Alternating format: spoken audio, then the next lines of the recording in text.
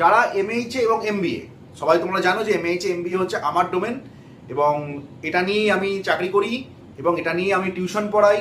শুধুমাত্র টিউশন পড়াই বললে ভুল হবে, সম্পূর্ণ সেই স্টুডেন্টদেরকে আমি গাইড করি 2 বছর ধরে, যাতে তারা পাস করে বেরিয়ে একটা ভালো চাকরি পায় এবং নিজেকে সেইভাবে তৈরি করতে পারে, যাতে অন্যদের থেকে কিছুটা হলেও এগিয়ে থাকতে পারে সে।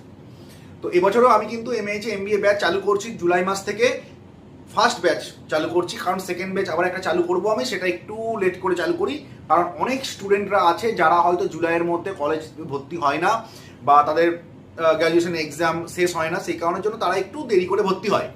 তো একটা ব্যাচ করলে তো কখনোই সম্ভব হয় না।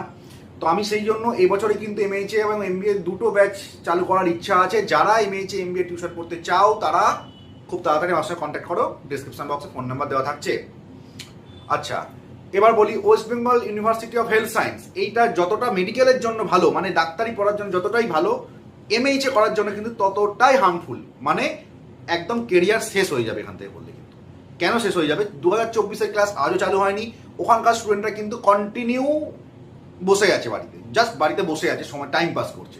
ওইদিকে ম্যাকআউট ইউনিভার্সিটি আন্ডারে যারা কিন্তু পড়ে, তারা কিন্তু অলরেডি